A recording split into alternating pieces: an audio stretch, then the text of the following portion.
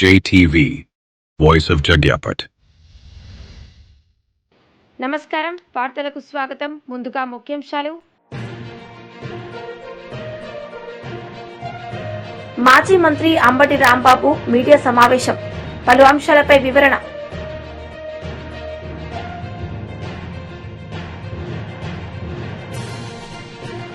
RS Praveen Kumar media సమావేశం, CM Revanth రెడ్డిపై fire. RS Praveen Kumar media సమావేశాన్ని నిర్వహించారు. సందర్భంగా పలు అంశాలపై వారు మాట్లాడారు. మహిళలకు పూర్తిగా రక్షణ ఉండేది. కేసీఆర్ గారి హయాంలో షీ టీమ్స్ పెట్టారు. వేలాది మంది మహిళలను పోలీసు కానిస్టేబుల్గా రిక్రూట్ చేశారు. మహిళలకు మొట్టమొదటిసారిగా 33% రిజర్వేషన్ పోలీసు రిక్రూట్మెంట్లో ఇచ్చారు.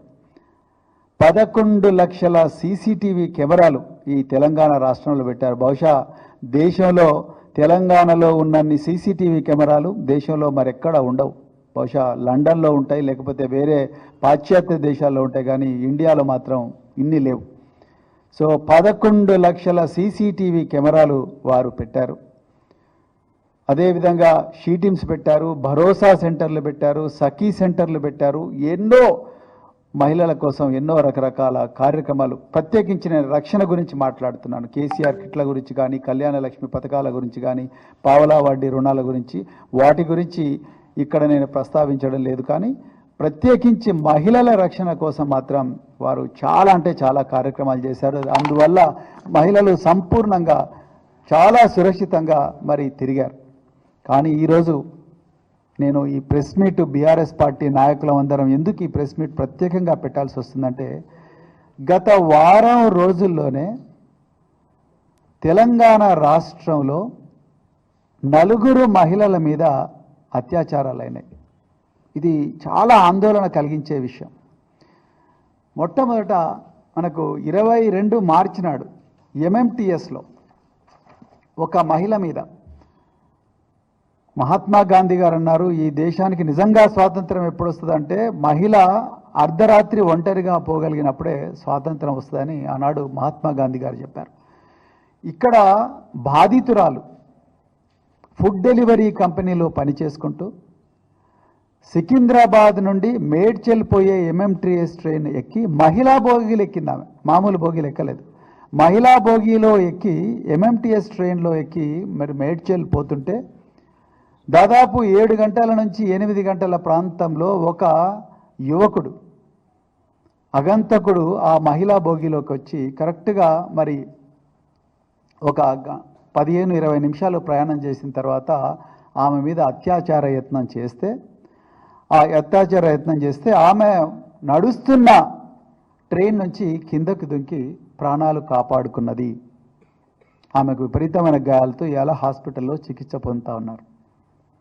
అది మొదటి కేసు. దాని మీద మరి గౌరవ ముఖ్యమంత్రి రేవంత్ రెడ్డి గారు స్టేట్మెంటు అసెంబ్లీలో ఇచ్చిండ్రు, కానీ ఆయన ఆ బాధితురాలను ఇంతవరకు కలవలేదు. ఇక అది మరిచిపోకముందే మరి మార్చి 25వ తారీఖు నాడు సంగారెడ్డిలో భర్తను కొట్టి ఉదయం 4 గంటలకు కంది మండలంలో తిలోత్తమ్ గార్డెన్స్ దగ్గర భర్తను కొట్టి భర్త ముందరే భార్యను తీసుకుపోయి సామూహికంగా అత్యాచారం చేసిండ్రు ఉదయం 4 గంటలకు. మార్చి 22 నాడేమో ఒక యువతి మీద ఎంఎంటీఎస్ ట్రైన్లో అత్యాచారం జరుగుతుంది. మార్చి 25 నాడు కందిలో ఒక భార్యను భర్త కళ్ళ ఎదుటగానే భర్తను కొట్టి భార్యను తీసుకుపోయి ఆమె మీద సామూహిక అత్యాచారం చేస్తారు ఉదయం 4 గంటలకు. అది మరిచిపోకముందే అత్యంత క్రూరమైన సంఘటన నాగర్ కర్నూలు జిల్లాలో జరిగింది. మార్చి 29 నాడు ఒక మహిళ, ఆమె సహచరుడు ఇద్దరు కూడా దైవ దర్శనం కోసం ఊరుకొండపేట అనే మండలంలో ఉండే ఆంజనేయ స్వామి దేవాలయానికి సాయంత్రం పూట రాత్రిపూట వస్తే అక్కడ ఉండే 7 మంది యువకులు బహిరంగంగానే తాగుతూ ఈ మహిళను అత్యంత క్రూరంగా అతన్ని కొట్టి చెట్టుకు కట్టేసి ఈమెను అత్యంత క్రూరంగా ఆమె మీద అత్యాచారం చేసిండ్రు. ఇంకా కొన్ని విషయాలు టీడీపీ రాష్ట్ర అధికార ప్రతినిధి నాగుల్ మీరా మీడియా సమావేశం నిర్వహించారు. సందర్భంగా పలు అంశాలపై వారు మాట్లాడారు. 4 అంశాలు ఉన్నాయనేటువంటి విషయం అది చంద్రబాబు నాయుడు గారు చాలా చిత్తశుద్ధితోటి 2 రోజులు నిద్ర లేకుండా ముస్లిం పెద్దలతో మాట్లాడారు, ముస్లిం నాయకులతో మాట్లాడారు, ఎంపీలతో మాట్లాడారు, ఎన్డీఏ భాగస్వామ్య పక్షాలతో మాట్లాడారు, ఎన్డీఏ నాయకులతో మాట్లాడారు. అందులో 4 3 మరి సవరణ చేయటంలో చంద్రబాబు నాయుడు గారు చిత్తశుద్ధిని ముస్లిం సమాజం అంతా హృదయపూర్వకంగా అభినందిస్తూ ఉన్నాం. అయితే ఒక్క సవరణ మాత్రం అది కొద్దిగా ముస్లిం సమాజానికి ఇబ్బందికరమైనటువంటి సవరణ. వక్ఫ్ బోర్డులో 22 మంది సభ్యులుంటే అందులో 4 ఎక్సఫిషియా మెంబర్లుగా ముస్లిం ఇతరులు ఉండాలనేటువంటి ఒక సూచన ఉంది. దాన్ని తెలుగుదేశం పార్టీ అలా వద్దు అనేటువంటి అభ్యంతరాన్ని కూడా వ్యక్తం చేసి చివరికి కనీసం ఆ నిబంధనని రాష్ట్ర ప్రభుత్వాలకు వదిలేయండి, రాష్ట్ర ప్రభుత్వాలు ఇష్టానికి వదిలేయండి అని కూడా చంద్రబాబు నాయుడు గారి సూచన మేరకు దాని సూత్రప్రాయంగా కూడా కేంద్రం అంగీకరించడం జరిగింది. ఎందుకంటే అది చాలా అభ్యంతరకరమైన విషయం. ఒక్క విషయం ఈ సందర్భంగా రాష్ట్రంలో ఉన్నటువంటి ముస్లిం సమాజానికి తెలియజేస్తా ఉన్నాను. నారా చంద్రబాబు నాయుడు గారు ముస్లింల మనోభావాలకు ఏ రకమైన ఇబ్బంది వచ్చినా అది ఒప్పుకునేటువంటి తత్వం కలిగినటువంటి వ్యక్తి కాదు. ఈరోజు 100% సెక్యులర్ భావాలు కలిగినటువంటి వ్యక్తి. ఈ రాష్ట్రంలో ముస్లిం సమాజాన్ని అన్ని రంగాల్లో ముందుకు తీసుకురావడంలో ఆనాడు ఎన్టీ రామారావు గారు కానీ చంద్రబాబు నాయుడు గారు కానీ చిత్తశుద్ధితో పనిచేస్తున్నటువంటి విషయం ముస్లిం సమాజానికి స్పష్టంగా తెలుసు. కాబట్టి ఈ రాష్ట్రంలో ఉన్నటువంటి ముస్లింల మనోభావాలకు వ్యతిరేకంగా ఈ ప్రభుత్వం పోదనేది మాత్రం ఈ సమాజానికి నేను ఇస్తున్నటువంటి హామీ. ఇది చంద్రబాబు నాయుడు గారి తరపున. ఎందుకంటే రాత్రి 3 గంటల వరకు కూడా వారు మాట్లాడారు నాయకులందరితో కూడా. ఈ సందర్భంలో ఇవాళ వైసీపీ దారుణమైనటువంటి పద్ధతులు వ్యవహరిస్తూ ఉంది. ఎంత నీచం అంటే అసలు జగన్మోహన్ రెడ్డికి మనసుందా నేను అడుగుతా ఉన్నాను. అంటే ముస్లిం సమాజాన్ని మభ్యపెడితే అబద్ధాలు చెబితే ఈనేటువంటి పరిస్థితుల్లో ఉన్నారా? అంత చైతన్యవంతంగా లేరని అనుకుంటున్నాడా జగన్మోహన్ రెడ్డి? ఈ రోజున నువ్వు ఆ రోజు సిఏఏ కానీ ఎన్ఆర్సీ కానీ 370 కానీ ఆర్టికల్ 3 కానీ పార్లమెంట్లో చట్టాలు చేస్తున్నప్పుడు ఏ ఒక్క సవరణ అడిగినటువంటి పాపాన జగన్. మాజీ మంత్రి అంబటి రాంబాబు మీడియా సమావేశం నిర్వహించారు. ఈ సందర్భంగా ఆయన మాట్లాడారు. ప్రత్యేక హోదా కన్నా ప్రత్యేక ప్యాకేజీ మంచిదని ప్రత్యేక హోదాని మంట కలిపినటువంటి వ్యక్తి నారా చంద్రబాబు నాయుడు గారు. దానివల్ల రాష్ట్రం ఎంతగా నష్టపోయిందో నేను మీకు ప్రత్యేకంగా చెప్పవలసిన అవసరం లేదు. ప్రత్యేక హోదా ఉన్నట్టయితే మరో రకంగా ఉండేది. సరే, చాలా మంది అనొచ్చు, మీరు వచ్చారు కదా అధికారంలోకి ప్రత్యేక హోదా తీసుకురాలేకపోయారంటే అవకాశం లేకోకుండా పోయింది. ప్రత్యేక హోదాని మంట కలిపినటువంటి వ్యక్తి నారా చంద్రబాబు నాయుడు గారు. ఎందుకని ఈ విషయాన్ని నొక్కి చెబుతున్నానంటే ఇవాళ అంతకన్నా ఒక ప్రమాదకరమైన పరిస్థితిని ఆంధ్ర రాష్ట్రంలో చంద్రబాబు నాయుడు గారు చేస్తున్నారు. అదేమిటంటే మనకు రాష్ట్రం విడిపోయినప్పుడు ఒక ప్రత్యేక హోదా, అదేవిధంగా పోలవరం ప్రాజెక్టు నిర్మాణం మనకి ఇస్తామని విభజన చట్టంలో పెట్టారు. ఇవాళ నేను మనవి చేస్తున్నా, పోలవరం ప్రాజెక్టుని సర్వనాశనం చేసే విధంగా నారా చంద్రబాబు నాయుడు గారు ఇవాళ నిర్ణయాలు తీసుకుంటున్నారు. పోలవరం 2 ఎత్తులు అంటే 41.15 ఒక లెవెలు, 45.72 ఒక లెవెలు. మొత్తం టోటల్గా పోలవరం పూర్తి నిర్మాణం జరగాలి అంటే 45.72 లెవెల్కి నీరు నిలపగలగాలి. అలా నీరు నిలిపినప్పుడు మాత్రమే ఖచ్చితంగా ఎన్ని టీఎంసీలు ఉండాలో అన్ని టీఎంసీలు దానిలో నిలుస్తాయి. దానికి కావలసినటువంటి అన్ని వనరులు ఏర్పడతాయి. మీ అందరికీ తెలుసు, మొత్తం టోటల్గా పోలవరం ప్రాజెక్టు పూర్తయితే కృష్ణా డెల్టాకు కావాల్సినటువంటి 80 టీఎంసీలు కానీ, లేదు గోదావరికి సంబంధించి గోదావరి డెల్టాకు కావాల్సినటువంటి నీరు కానీ, ఇండస్ట్రియల్కి ఏదైతే విశాఖపట్నంలో ఇండస్ట్రీస్ కావాల్సినటువంటి నీరు కానీ, లేదా త్రాగునీరు కానీ, ఇవన్నీ కూడా రావడానికి అవకాశం ఉంటుంది. అది 45.72 లెవెల్ వరకు కూడా ప్రాజెక్టు నిర్మాణం చేసి నీరు నిలపగలిగితే అది సాధ్యమవుతుంది. కానీ దురదృష్టం ఏంటంటే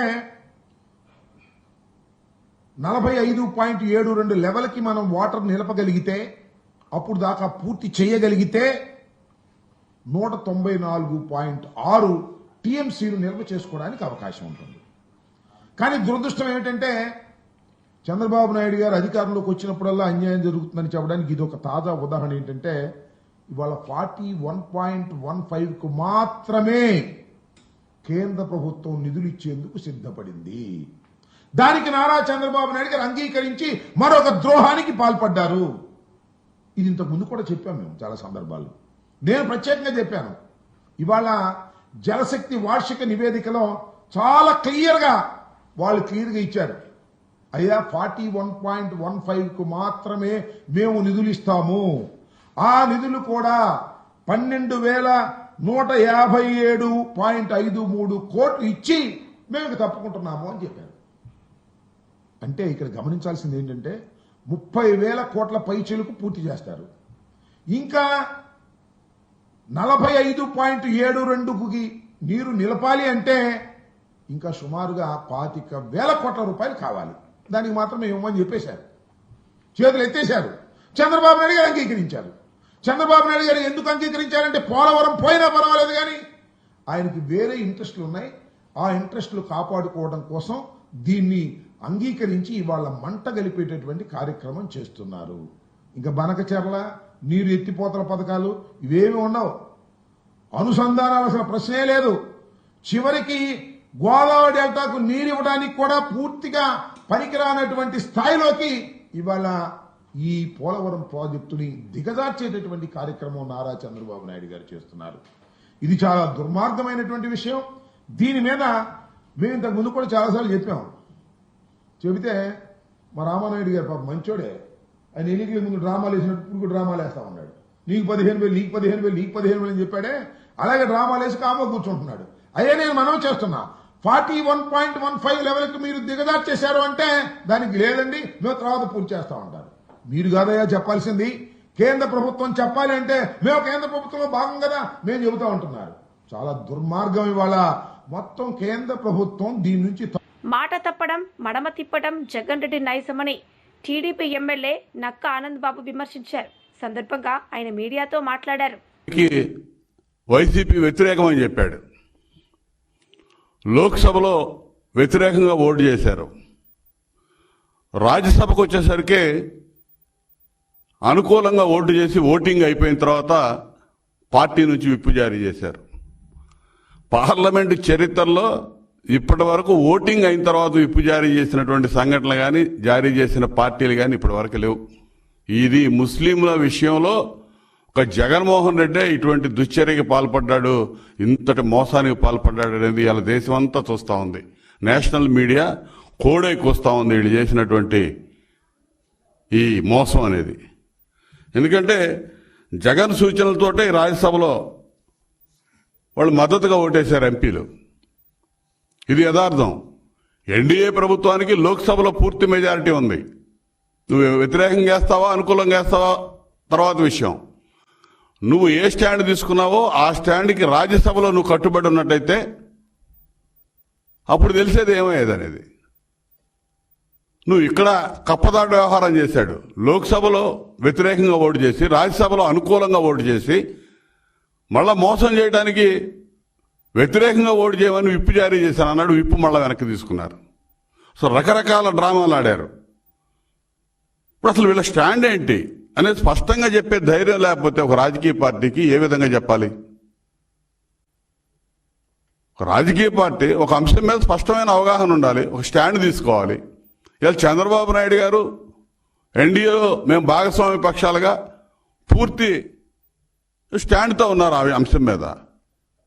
ఎక్కడ కూడా నష్టం జరగకూడదు, ఈ బిల్లు ద్వారా ముస్లిం సమాజానికి ఎటువంటి నష్టం జరగకూడదు, దానిలో ఉన్నటువంటి క్లాజుల మీద పూర్తి స్థాయిలో అవగాహనతో తెలుగుదేశం పార్టీ చర్చించి అనేక రకాలుగా ఈ వక్ఫ్ సవరణ బిల్లుకు సంబంధించి ఏదైతే జాయింట్ పార్లమెంటరీ కమిటీ జేపీసీ ఏర్పాటైందో ఆ జేపీసీ ముందు అనేక సవరణలు ప్రతిపాదించి ఆ సవరణలన్నీ కూడా దగ్గరుండి చేయించినటువంటి పార్టీ తెలుగుదేశం పార్టీ. నువ్వు అన్ని రాజకీయ పార్టీలు కూడా పార్లమెంట్లో వాళ్ళ యొక్క అభిప్రాయాలు చెప్పారు, నిర్మోహమాటంగా మాట్లాడారు. ఈ వైసీపీ జగన్మోహన్ రెడ్డి స్టాండ్ ఏందో బయట చెప్పలా, లోపల చెప్పలా. వీళ్ళ చిత్తశుద్ధి ఏంటో ఇక్కడ అర్థమవుతా ఉంది. చేస్తే ధైర్యంగా చేయాలి, మేము చేసినట్టుగా చంద్రబాబు నాయుడు గారు చెప్పినట్టుగా డైరెక్ట్గా చెప్పాలి.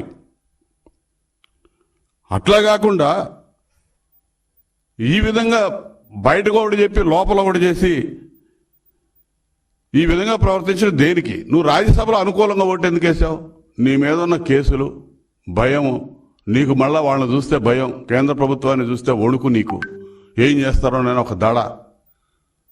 నువ్వు తీసుకున్న స్టాండ్ గట్టిగా నిలబడలేని పరిస్థితి, నీ భయం, నువ్వు ఒక సమాజాన్ని మోసం చేస్తున్నావు అనేది ఇవాళ ప్రత్యేకంగా అందరూ కూడా అనుకుంటా ఉన్నారు. ఇప్పుడు టీడీపీ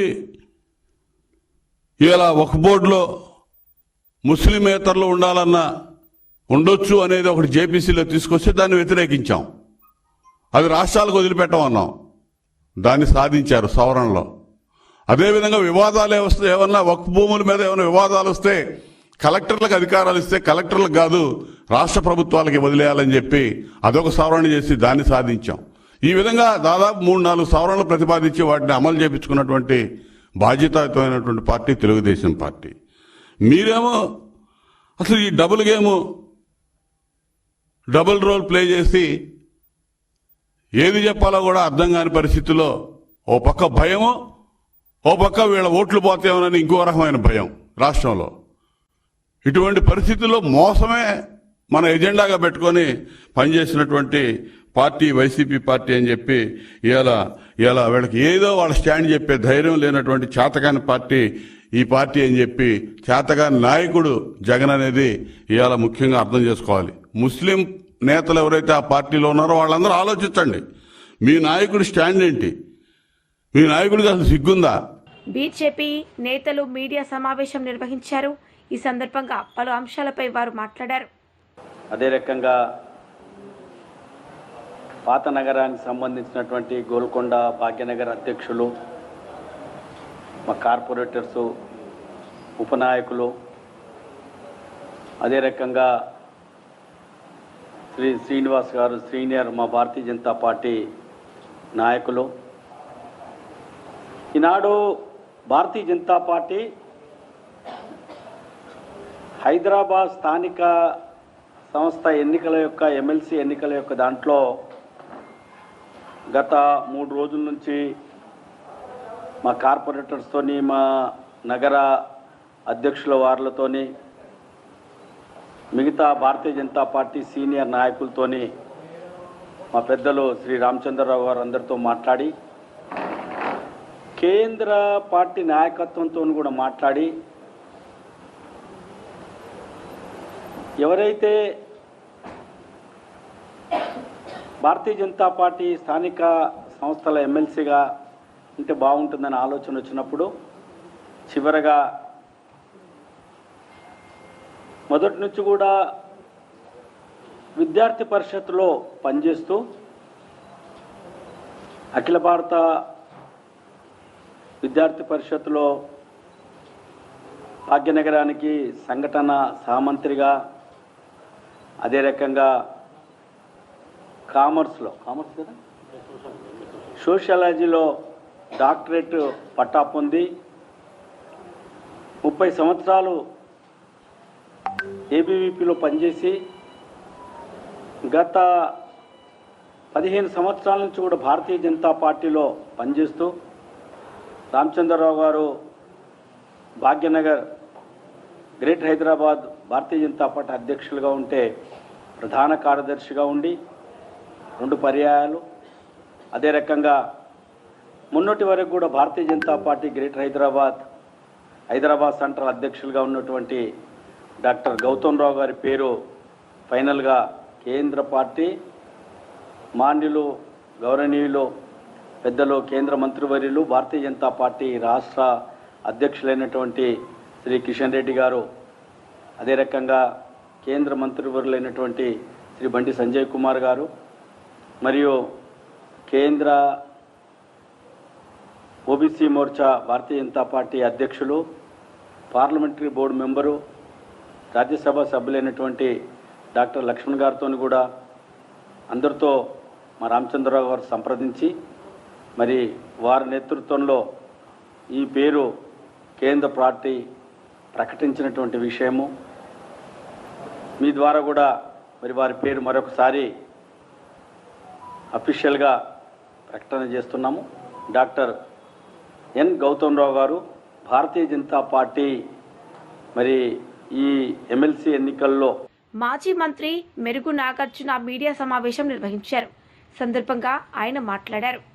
చెప్పాడు, ఒక అడుగు ముందుకేసి మా గుంటూరు జిల్లా ఎంపీ అయితే మైనారిటీలకు అన్యాయం జరిగితే నేను రాజీనామా చేస్తానని చెప్పాడు. ఇప్పుడు మొత్తం వారందరినీ ద్రోహం చేసేసారు మైనారిటీలను. వర్షపోటు విషయంలో, బిల్లు విషయంలో మేము మొదటి నుంచి చాలా స్పష్టంగా మా విధానం చెప్పాం. రాజ్యాంగ వ్యతిరేకంగా ఉండే ఈ బిల్లును పూర్తిగా వ్యతిరేకిస్తున్నామని చెప్పి మా అధ్యక్షుడు పలుమార్లు చెప్పారు. ఆ మేరకు లోక్సభలో వ్యతిరేకంగా ఓటేశాం, నిన్న రాజ్యసభలో ఓటేశాం. దీంతో రాష్ట్రంలో ఉన్న మైనారిటీలంతా టీడీపీ చేసిన ద్రోహాన్ని చర్చించుకుంటున్నారు. ఇంత అన్యాయం చేశారు, చంద్రబాబు నాయుడు ఇంత మోసం చేశాడు, ఓడదాటిన దాకా ఓడమల్లన్న, ఓడదాటిన తర్వాత బోడిమల్లన్న అనే విధంగా మమ్మల్ని మోసం చేశారని నిలదీస్తుంటే దీన్ని తప్పించుకోవటానికి చంద్రబాబు ఏం చేశాడు?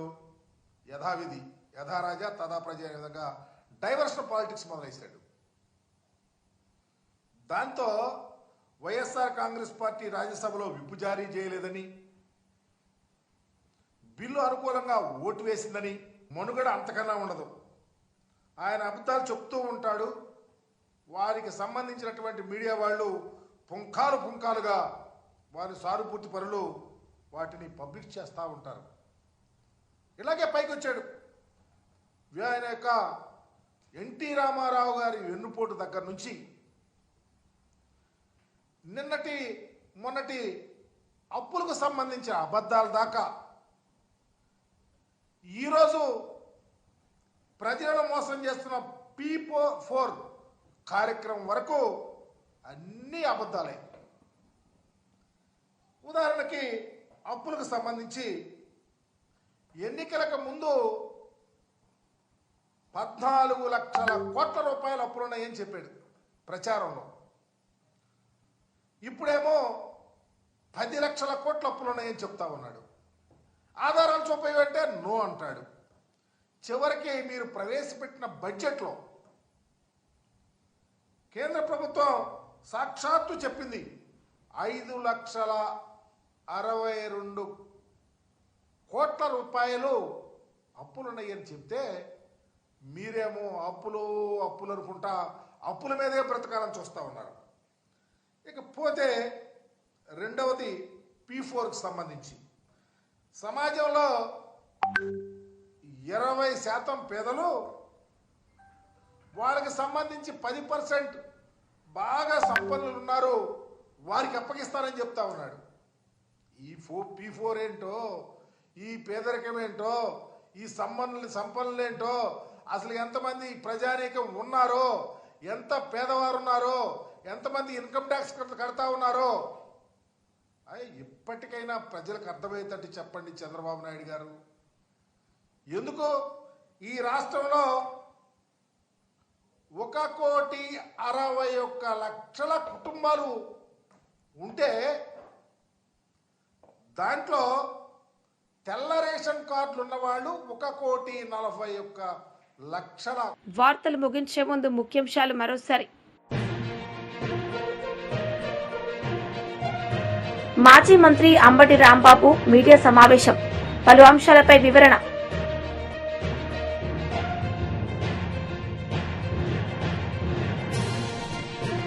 ఆర్ఎస్ ప్రవీణ్ కుమార్ మీడియా సమావేశం, సీఎం రేవంత్ రెడ్డిపై ఫైర్. ఈ వార్తలు ఇంతటితో సమాప్తం. తిరిగి ప్రసారమయ్యే వార్తల్లో మళ్ళీ కలుద్దాం. అంతవరకు సెలవు. నమస్తే.